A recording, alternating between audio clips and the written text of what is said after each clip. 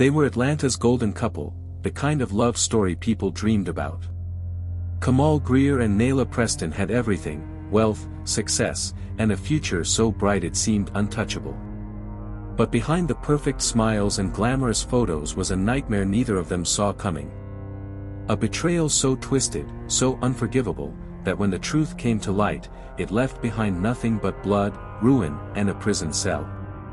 How does love turn into a death sentence? What happens when the deepest betrayal doesn't come from an enemy, but from family? And how far will a man go when the person who destroys his future is the one who gave him life? Before we dive into this shocking case, take a moment to like this video and subscribe for more chilling tales of love, lies, and betrayal. Because some stories aren't just tragic, they're monstrous. Kamal Greer was the kind of success story that inspired people. At just 27 years old, he had built a sneaker empire from the ground up, transforming his passion into a multi-million-dollar brand. His custom sneaker designs were worn by athletes, rappers, and celebrities, making him one of Atlanta's most respected young entrepreneurs. He had grown up in the projects, raised by a single mother who worked tirelessly to keep him off the streets.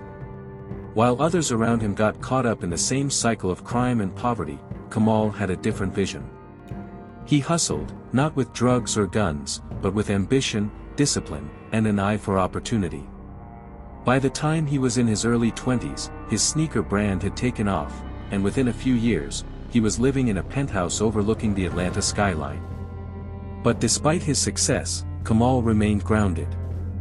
He didn't just want wealth, he wanted love, a future, a family built on something real. And that's exactly what he thought he found with Nayla Preston. Nayla was everything he had ever wanted in a woman: beautiful, driven, and fiercely independent. At 25, she was an up-and-coming fashion designer with dreams of launching her own clothing line. She had an eye for style and a mind for business, and together, she and Kamal were unstoppable. They weren't just a couple, they were a brand, a power duo, the kind of love story that people admired. Their Instagram was a highlight reel of black excellence, luxury vacations, candlelit dinners, motivational captions about building wealth together. They weren't just living the dream, they were proof that the dream was possible. Their wedding was set for 6 months later, and it was already being called Atlanta's event of the year. High-profile guests, custom designer attire, a venue so exclusive that even celebrities struggled to book it. Kamal had spared no expense. He wanted the world to see what he and Nayla had built, to celebrate the love that had made everything worth it. But there was one part of his life that Kamal didn't like to talk about. His father. Darius Greer was a ghost from his past, a man with a name Kamal barely spoke. At 52, Darius had lived a life that Kamal had spent years trying to escape. He had been a street hustler, the kind of man who knew nothing but crime and survival. Drug deals, shootouts, prison stints, Darius had been through it all.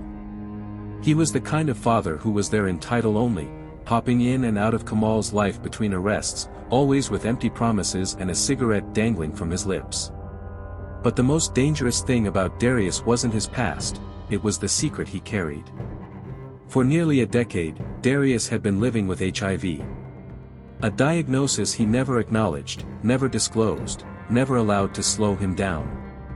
He lived recklessly, dangerously, preying on women with no regard for their lives.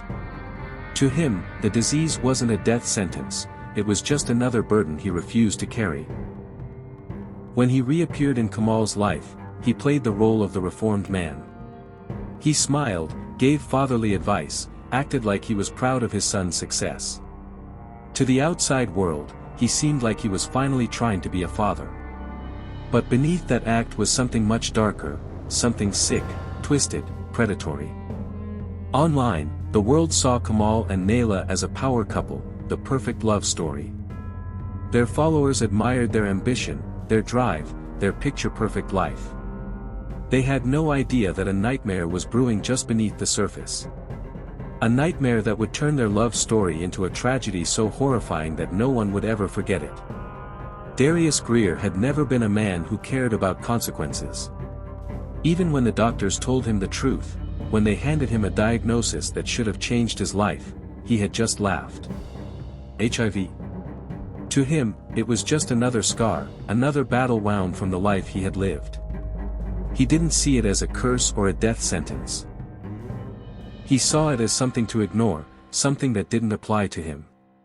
Because Darius had spent his entire life playing by his own rules, and nothing, no disease, no warning, no damn doctor in a white coat, was going to tell him how to live.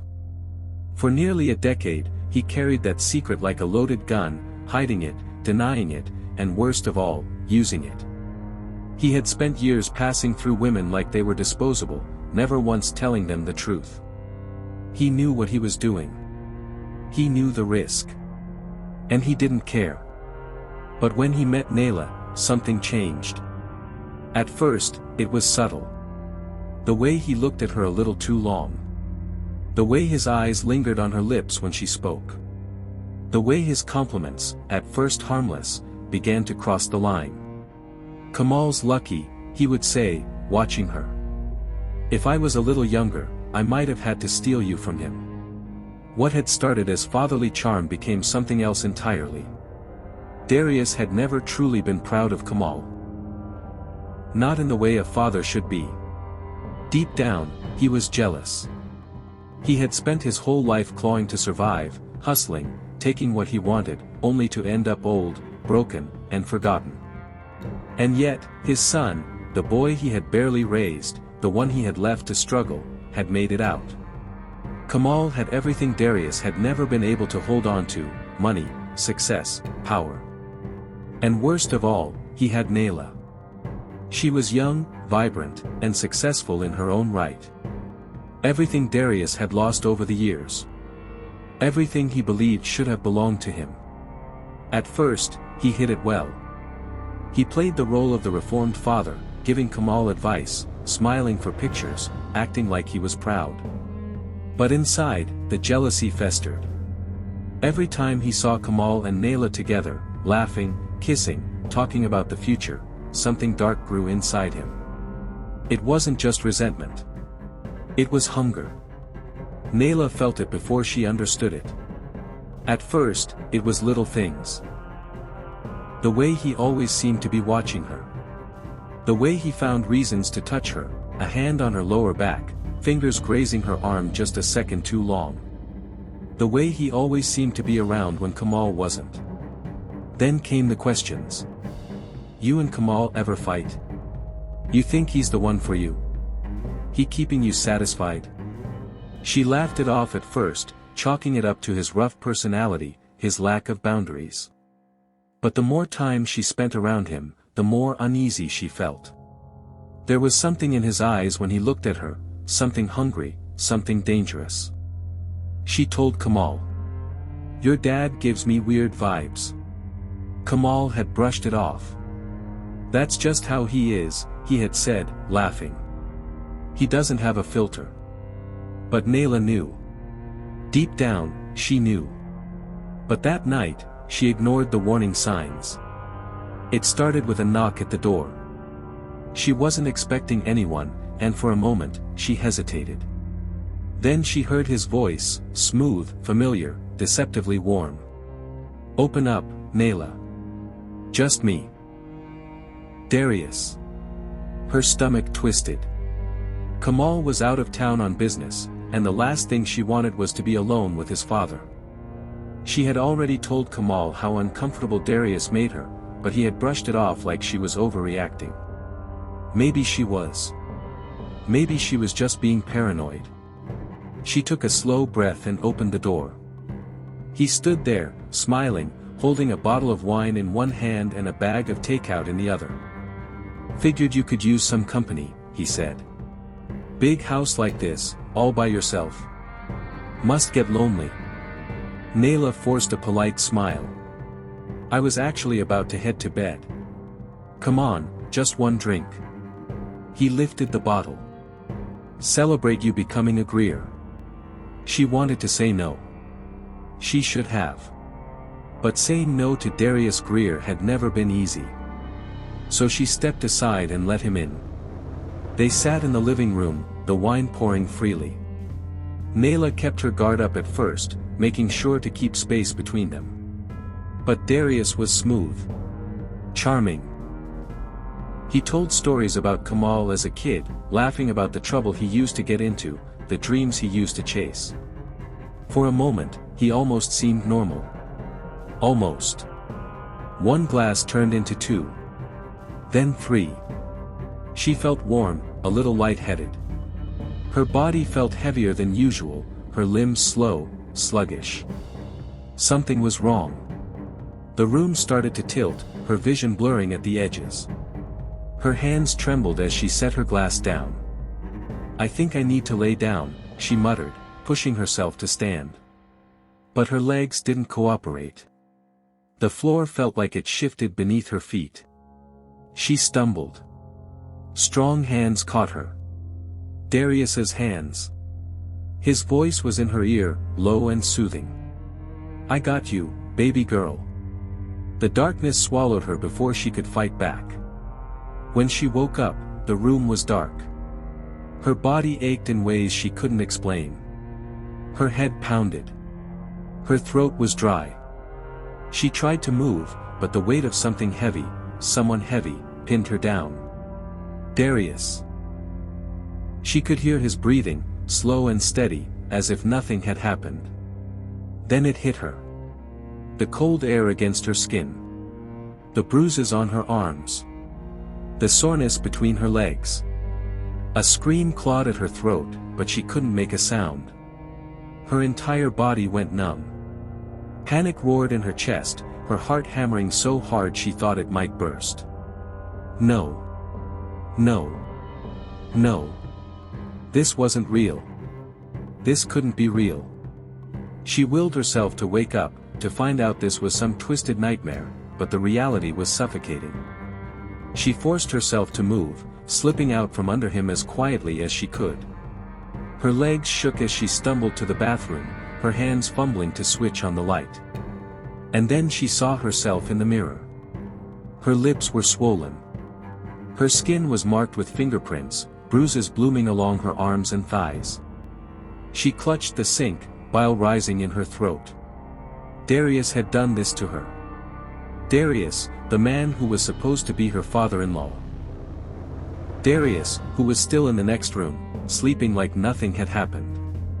She turned to the shower, stepping in, letting the hot water scald her skin. She scrubbed herself raw, but no matter how hard she scrubbed, she still felt filthy. She didn't remember everything, but she remembered enough. She remembered the way he had touched her before she blacked out. She remembered the sick feeling in her gut when she lost control of her body. She remembered his weight on top of her when she woke up. Tears blurred her vision, but she refused to break. Not yet. She had to get him out of her house. Wrapping a towel around herself, she walked back into the room, her heart hammering against her ribs. Darius stirred, stretching with a lazy groan. His eyes flickered open, locking onto her. And then he smiled. "Damn," he said, his voice thick with satisfaction. "You really are something else, Naila." She felt like she was going to be sick. "Get out," she whispered. He cocked his head, pretending to look confused. "What's wrong? You don't remember?" Her stomach twisted.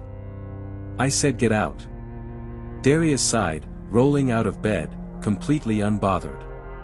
He took his time dressing, adjusting his watch like he hadn't just shattered her world. Before he walked out the door, he turned back to her, his gaze dark. "You can tell Kamal if you want," he said casually. "But we both know he won't believe you." Then he was gone, leaving Naila alone. And as she sank to the floor, her body shaking, she realized something even worse. Darius hadn't just stolen a night from her. He had stolen a part of her that she would never get back. Naila carried the weight of her secret like a corpse strapped to her back. Every breath felt heavy, every step like dragging dead limbs through quicksand. She couldn't tell Kamal. She convinced herself it would break him, shatter everything they had built. So she swallowed the pain, buried the memories deep, and tried to pretend that life could still go on. But her body betrayed her. She flinched when Kamal touched her. She stopped talking about the wedding. She barely ate, barely slept, barely smiled. The man she loved, her best friend, her future husband, noticed everything. "You're different, Naila," Kamal said one evening, watching her closely as they sat at the dinner table. "You don't laugh the same. You don't talk to me. Hell, you barely even look at me." She forced a weak smile, stabbing at the untouched food on her plate. "I'm just tired, baby. Stress, you know." But he wasn't buying it. She could see it in his eyes, the way he studied her like she was a puzzle with missing pieces. Kamal was a man who thrived on control, his business, his life, his future. And now, the woman he loved was slipping through his fingers, and he had no idea why. The truth was, Naila was unraveling. She spent nights curled up in the shower, scrubbing her skin raw, trying to erase the touch that still clung to her like filth. She avoided her reflection because all she saw was a girl she didn't recognize, a girl who had been broken, violated, and left to rot in silence. And then, the sickness came.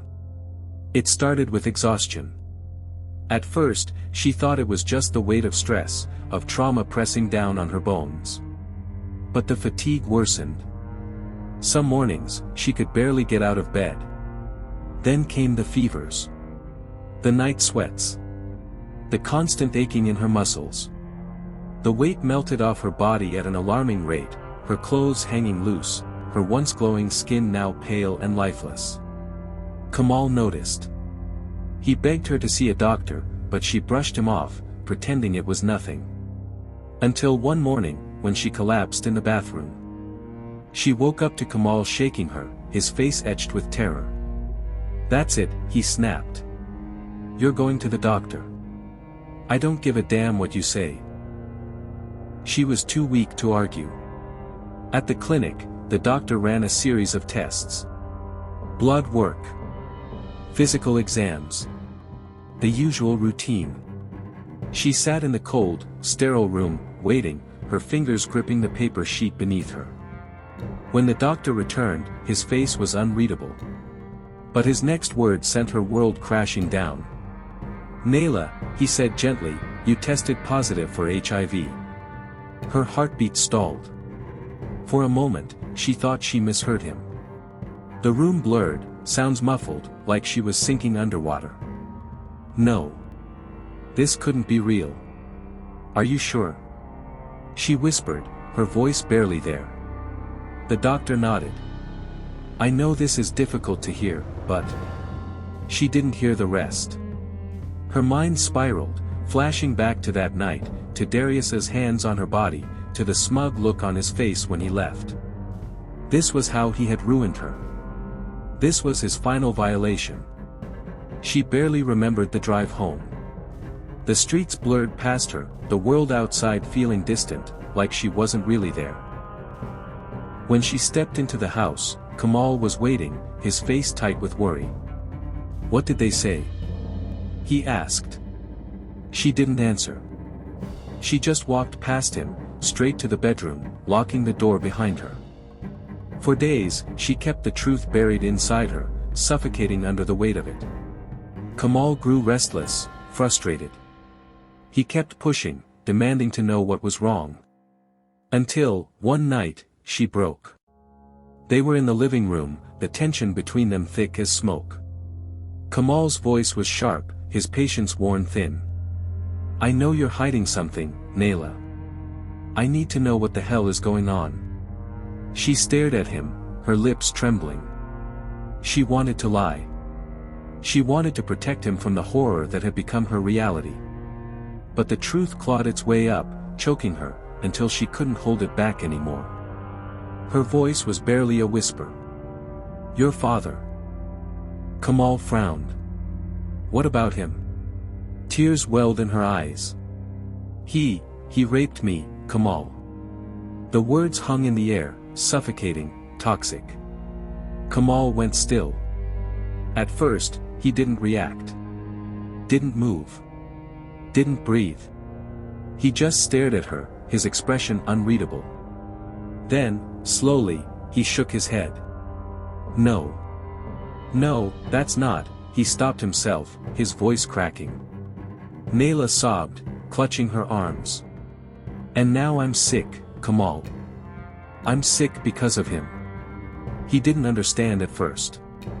And then, realization dawned. His father. His flesh and blood. Darius had done this. And now, Nayla, his Nayla, was paying the price. Kamal staggered back as if he had been struck. His entire world crumbled in an instant, shattered by a truth too monstrous to comprehend. His father had stolen everything. And now, all that was left was rage. Kamal's hands shook as he gripped the phone. The call had been simple. "Pop, we need to talk." And Darius, smug and clueless, had shown up like nothing was wrong, strutting into Kamal's shop with that same arrogant smirk. He had taken a seat like he owned the place, leaning back, spreading his legs. "What's up, son?" The audacity. The filth in his bloodline sat before him, poisoning the air. Kamal locked the doors. Darius raised an eyebrow, but he wasn't scared. He didn't even move. Kamal took a deep breath, his hands clenching into fists. "You ruined everything." Darius chuckled, shaking his head. "Boy, you actin' like she innocent. She ain't push me away." It was that smirk. That sick, twisted smirk. The first punch came fast. A right hook to the nose, bone cracked, blood spurted. Darius stumbled back, groaning, but Kamal wasn't finished. Another punch, this time to the jaw. A crunch. Darius reeled, eyes wide now, finally realizing this wasn't a game. "You sick bastard," Kamal growled, voice shaking. "You took everything from me." Darius spat blood onto the white marble floor. "You soft as hell. Just like your mama." Kamal saw red. He grabbed the nearest thing, a wrench from his workstation. The first swing caught Darius across the temple. He cried out, stumbling into a rack of sneakers, sending them crashing to the ground. Kamal didn't stop. He swung again. And again. Each strike fueled by the screams in his head, the image of Nayla's hollow eyes, the pain she had endured. Darius tried to crawl away, hands slipping in his own blood. "Wait." Kamal's boot came down on his back, pinning him. "No," Kamal snarled. He dropped the wrench and reached for a knife from the supply table. His hands were steady now. The first stab was to the stomach. Darius grunted, his body jerking violently. The second, to the chest. Then the third. The fourth. The fifth. By the time Kamal stopped, his father was no longer moving. His face, once full of arrogance, was frozen in shock, mouth slightly open, eyes empty. Kamal staggered back, breathing hard. His arms, his clothes, soaked in blood. His sneakers, the ones he had spent years designing, now ruined. His head spun. The reality of what he had done settled over him like a suffocating fog. He had killed his father. But was Darius ever really a father? His hands fumbled for his phone.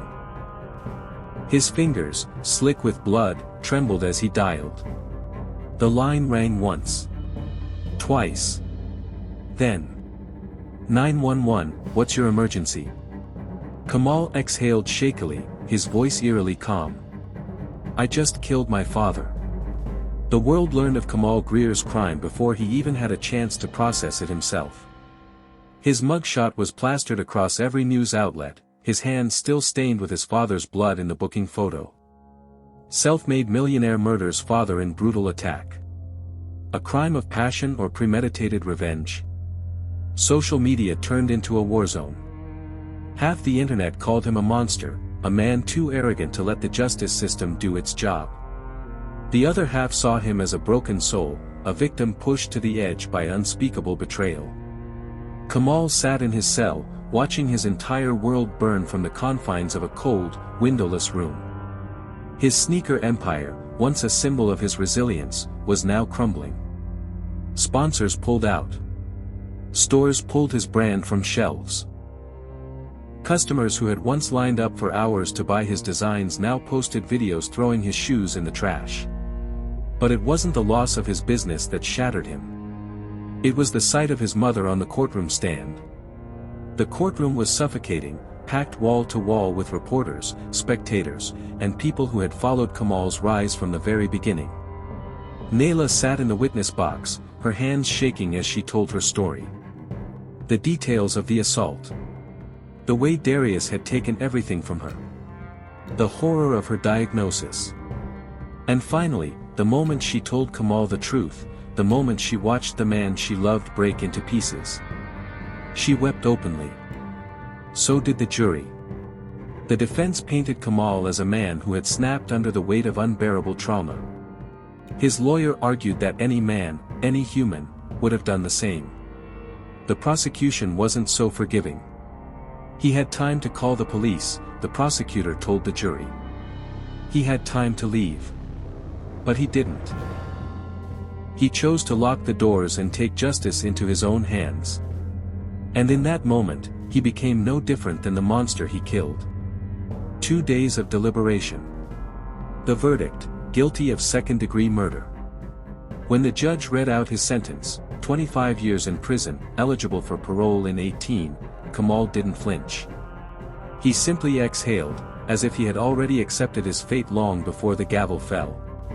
His mother, Aisha Greer, collapsed in her seat, sobbing into her hands. She had lost them both. Her husband had been a monster, and her son had become a killer.